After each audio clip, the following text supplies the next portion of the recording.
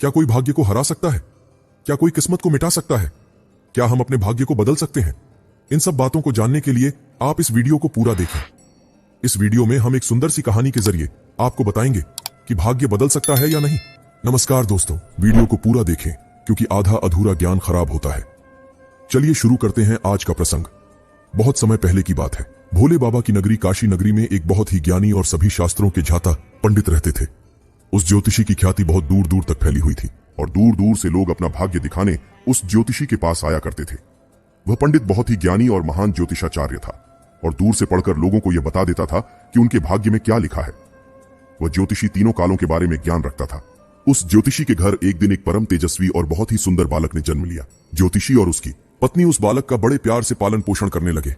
धीरे धीरे जब वह बच्चा बड़ा हुआ और उसकी अवस्था जब 7 वर्ष की हुई तो एक दिन बालक ने देखा कि उसके पिता के सामने बहुत से लोग बैठे हुए हैं और उसका पिता सभी का बारी बारी से भाग्य देख रहा है और लोगों को भूत भविष्य और वर्तमान के बारे में बड़े ही अच्छे ढंग से बता रहा है।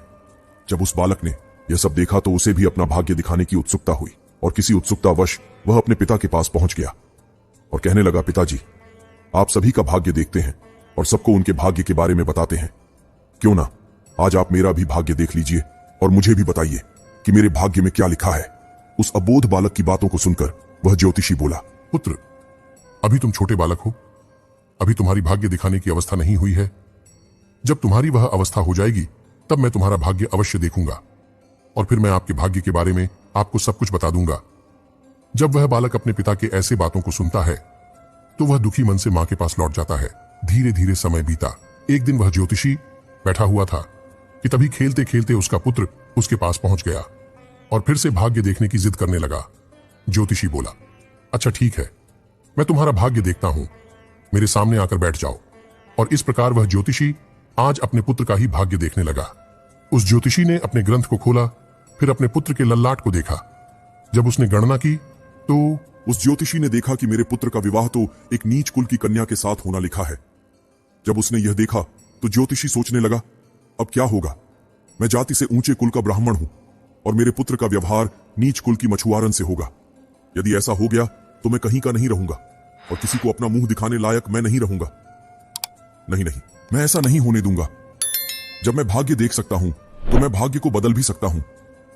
जब उस ज्योतिषी ने कुछ और गहराई से उस ग्रंथ को देखा और उसकी गणना की तो उसे पता चला कि इसी गंगा के किनारे 50 कोस दूर एक मछुआरा परिवार रहता है और उस परिवार में अब तक 5 पुत्रियों का जन्म हो चुका है और जो मछुआरे की 5वीं संतान है, जिसकी अवस्था मात्र 6 मास की है और जिसका नाम उस मछुआरे ने चंद्रमुखी रखा है। मेरे पुत्र का विवाह उसी लड़की से होगा, ऐसा मेरे पुत्र के भाग्य में लिखा है। तो उस ज्योतिषी ने सोचा, मैं अपने पुत्र के भाग्य को जरूर बदलूंगा। जब मैंने अपने पुत्र के भाग्य को देख ही लिया है तो मैं इसे बदल भी सकता हूं। तो ज्योतिषी कहता है, मैं भी आज देखता हूं कि भाग्य बड़ा है या मैं बड़ा हूं। आज वो ज्योतिषी ब्रह्मा के लिखे विधान को बदलने के लिए चल देता है और चलते चलते पहुंच जाता है उस मछुआरे के घर। जब उस मछुआरे ने देखा कि काशी के एक महान पंडित उसके द्वार पर खड़े हैं तो उस मछुआरे ने उस ज्योतिषी का बड़ा ही आदर सत्कार किया और कहने लगा, मुझ गरीब की कुटिया में आप पधारे, यह तो मेरे लिए बहुत ही सौभाग्य की बात है। तब ज्योतिषी ने कहा, मैं किसी उद्देश्य से तुम्हारे पास आया हूं। मैं तुमसे यह जानना चाहता हूं कि 6 महीने पहले आपके घर में किसी कन्या ने जन्म लिया है क्या? तो मछुआरा बोला, 6 महीने पहले हमारे घर एक पुत्री ने जन्म लिया है। ज्योतिषी फिर कहता है, क्या उसका नाम चंद्रमुखी है? तो मछुआरा बोला, जी महाराज, सत्य कहा आपने, मैंने ही अपनी पुत्री का नाम चंद्रमुखी रखा है क्योंकि उसके चेहरे पर चंद्रमा के समान सुंदरता है, इसी कारण मैंने उसका नाम चंद्रमुखी रखा है। तो पंडित कहता है, देख मछुआरे, मैं तो त्रिकालदर्शी हूं। मैं तो इस रास्ते से जा रहा था तो मैंने देखा कि तुम पर तो बड़ा घोर संकट आने वाला है। जब तक तुम्हारी सबसे छोटी पुत्री तुम्हारे घर में रहेगी तब तक तुम्हें पुत्र रत्न की प्राप्ति नहीं होगी। तुम अपने घर के आंगन में पुत्र खेलता हुआ देखना चाहते हो तो तुम्हें अपनी छोटी पुत्री को अपने घर से दूर भगाना होगा। ज्योतिषी के ऐसे वचन को सुनकर मछुआरा बोला, महाराज, अभी तो नवजात बालिका है, उसकी आयु तो अभी मात्र 6 माह की है, मैं उसे ऐसी हालत में कहां छोड़ सकता हूं। तो ज्योतिषी कहने लगा, देख मछुआरे, जब मैं तुम्हें यह बता सकता हूं तो मैं तुम्हारी सहायता भी कर सकता हूं। मेरी कोई पुत्री नहीं है, तुम एक काम करो, तुम अपनी कन्या को मुझे दे दो, मैं इसका पालन पोषण करूंगा और जब यह बड़ी हो जाएगी तो मैं अच्छा सा वर ढूंढकर इसका विवाह भी कर दूंगा। वह मछुआरा पुत्र की लालसा में अपनी नवजात पुत्री को उस ज्योतिषी को देता है। ज्योतिषी मन ही मन बहुत ही खुश होता है और उस छोटी सी कन्या को लेकर चल देता है। चलते चलते वह ज्योतिषी सोचता है कि इस कन्या को मैंने मार दिया तो मुझे बाल हत्या का पाप लग जाएगा।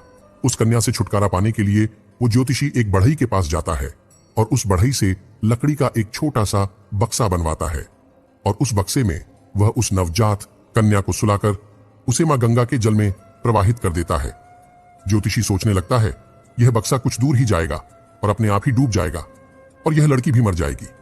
इस तरह इससे मेरा पीछा भी छूट जाएगा और मुझे बाल हत्या का पाप भी नहीं लगेगा। परंतु इस दुनिया का क्या कोई ऐसा व्यक्ति है जो किसी के भाग्य को बदल सके? क्योंकि उस लड़की के भाग्य में जीना लिखा था और मरना तो लिखा ही नहीं था। इसी कारण वह बक्सा उस गंगा के जल में डूबता नहीं है। मां गंगा उसे बहाते बहाते एक गांव के किनारे पर लगा देती हैं। उधर उस गांव का पंडित सुबह सुबह स्नान को आता है तो उस पंडित की नजर उस बक्से पर पड़ती है।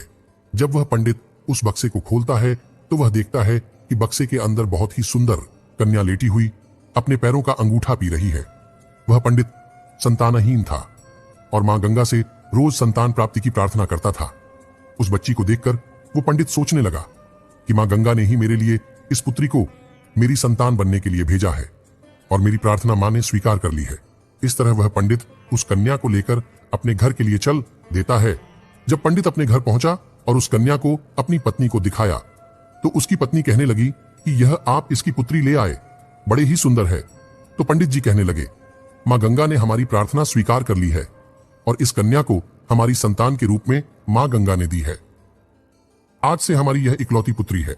इसका हम बड़े अच्छे से लालन पालन करें और इसे अच्छे अच्छे संस्कार देंगे। इसे किसी भी चीज की कोई कमी नहीं होने देंगे। और इस प्रकार वो दोनों बच्ची का लालन पालन करने लगे। समय के साथ वह कन्या भी बड़ी हुई। जैसे जैसे वह लड़की बड़ी होती गई वैसे वैसे उसकी सुंदरता में चार चांद लगते गए। वो इतनी सुंदर हो गई थी कि उसके सामने इंद्र की अप्सराएं भी फीकी पड़ जाती थी। जब वो लड़की थोड़ी और बड़ी हुई तो एक दिन पंडितानी अपने पति से बोली कि सुनते हो जी, हमारी बिटिया अब सयानी हो गई है और इसकी विवाह की भी उम्र हो गई है। आप कहीं जाकर अच्छा वर ढूंढकर हमारी बिटिया की शादी कर दो। पत्नी की बात सुनकर आज वह पंडित जी अपनी इकलौती पुत्री के लिए वर देखने के लिए चल देते हैं। जब आसपास कोई वर नहीं मिलता तो पंडित जी अपनी के वर की तलाश करते करते काशी नगरी में पहुंच जाते हैं। जब काशी के लोगों से पूछते हैं कि कोई ऐसा ब्राह्मण परिवार है जिसका कोई पुत्र विवाह के योग्य हो, तो काशी के लोग उस ज्योतिषी के बारे में बताते हैं कि बहुत ही संस्कारी परिवार है और उन ज्योतिषी का एक इकलौता पुत्र भी है। उसकी उम्र भी विवाह योग्य है। यदि पंडित जी आपकी बात उन ज्योतिषी महाराज के पास बन जाए तो आपकी पुत्री बहुत ही सुखी रहेगी। लोगों की बातों को सुनकर वह पंडित जी उस ज्योतिषी के घर अपनी बिटिया की शादी करने के लिए चल देते हैं। जब वह ज्योतिषी के घर पहुंचे, वहां पर ज्योतिषी से मिले और पंडित जी ने अपनी पुत्री की सुंदरता के बारे में बताया और ज्योतिषी को अपने आने का कारण बताया कि हमारी एक पुत्री है और उसका विवाह हम आपके पुत्र के साथ करना चाहते हैं। तो ज्योतिषी बड़ा खुश हुआ कि चलो, मेरे पुत्र का जो भाग्य में लिखा था अब वह बदल गया है और एक ब्राह्मण अपनी पुत्री की शादी के लिए मेरे पास आया है। वह ज्योतिषी पंडित की उस बिटिया से अपने पुत्र की शादी करने के लिए तैयार हो जाता है। फिर विवाह का समय निश्चित भी हो जाता है और वह दिन भी आ जाता है जिस दिन पंडित की पुत्री और ज्योतिषी के पुत्र की शादी होने वाली होती है। वह ज्योतिषी अपने पुत्र की बारात लेकर उस पंडित के गांव की तरफ चल देता है और सोचता जा रहा है कि मैंने अपने पुत्र का भाग बदल दिया। मैंने जो शास्त्रों का अध्ययन किया है उसके कारण मुझ में वह क्षमता है जिससे आज मैं अपने पुत्र का भाग्य बदल दूंगा। उस ज्योतिषी को नहीं मालूम था कि विधाता का लिखा स्वयं विधाता भी नहीं बदल सकते। जो लिख गया वह तो अटल और अमर है। जैसा जिसके भाग्य में लिख गया वैसा होकर ही रहता है। चाहे कोई कितने भी जतन कर ले, लेकिन भाग्य का लिखा कोई नहीं मिटा सकता। इस तरह संयोगवश आज वही मछुआरे की कन्या पंडित की पुत्री बनकर उस ज्योतिषी के बेटे के साथ ही विवाह करने के लिए तैयार हो रही है, जिसे उस ज्योतिषी ने पानी में बहा दिया था। उसी कन्या का आज ज्योतिषी के बेटे के साथ विवाह हो जाता है।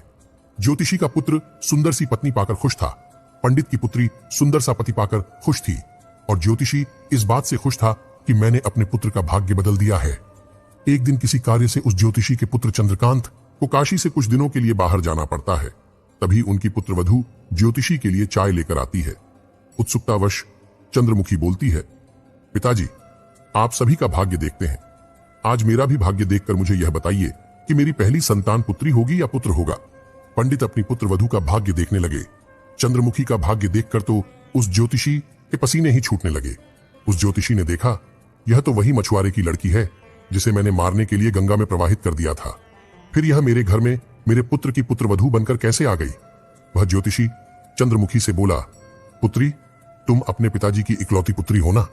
तो वह कन्या बोली, जी पिताजी, मेरे असली माता पिता तो बड़े दुष्ट थे। उन्होंने मुझे 6 माह की अवस्था में ही गंगा में प्रवाहित कर दिया था। और जो मेरे नए माता पिता हैं, इन्होंने मुझे नया जीवन दान दिया है। जिस दिन से मुझे नया जीवन दान मिला, तब से यही मेरे माता पिता हैं। उस ज्योतिषी ने समझ लिया कि यह वही मछुआरे की बेटी है। चंद्रमुखी से बोला, बेटी, तुम पहली संतान या पुत्र पाना चाहती हो तो मेरे साथ तुम्हें समुद्र पर चलना होगा।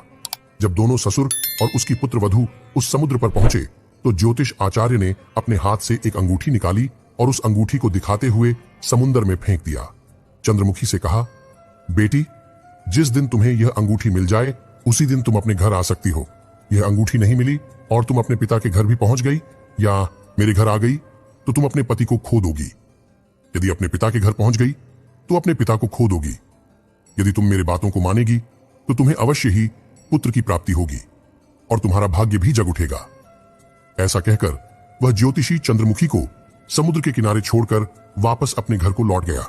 चंद्रमुखी ने बहुत प्रयास किया लेकिन अंगूठी नहीं मिली। पंडित ने उसे बताया था कि बिना अंगूठी के पिता के घर या पति के घर जाओगी तो उन्हें खो दोगी। इसलिए चंद्रमुखी अलग रास्ते चल दी। चलते चलते जब वह थोड़ी आगे बढ़ी तो सामने से एक राजपूत परिवार आता हुआ उसे दिखाई दिया, जो अपने गांव की तरफ जा रहा था। जब उस राजपूताना परिवार ने उस लड़की को देखा तो कहने लगे, बेटी, इस जंगल में तुम कैसे घूम रही हो? यहां तो बहुत से हिंसक जानवर रहते हैं। वो कन्या बोली, क्या बताऊं तुम्हें, मैं विपत्ति की मारी हूं और मेरा कोई नहीं है। तो राजपूत परिवार बोला, बेटी, चाहो तो तुम हमारे साथ चल सकती हो। और चंद्रमुखी साहसी उनके साथ चलने के लिए तैयार हो गई। इस तरह चंद्रमुखी को उस राजपूताना परिवार ने अपने घर खाना बनाने के काम पर रख लिया। जो राजपूत परिवार का मुखिया था वह उस ज्योतिषी का बहुत ही घनिष्ठ मित्र था। और उधर जब चंद्रकांत वापस घर आया और उसने अपने पिता से चंद्रमुखी के बारे में पूछा तो ज्योतिषी ने झूठ कह दिया कि गंगा स्नान करते समय तुम्हारी पत्नी चंद्रमुखी डूब के मर गई। जब चंद्रकांत ने यह सुना तो उसे काफी दुख हुआ। उधर जहां राजपूत परिवार जिस गांव में निवास करता था, उसी गांव का एक पंडित अपनी लड़की का रिश्ता लेकर उसी ज्योतिषी के घर पहुंच गया।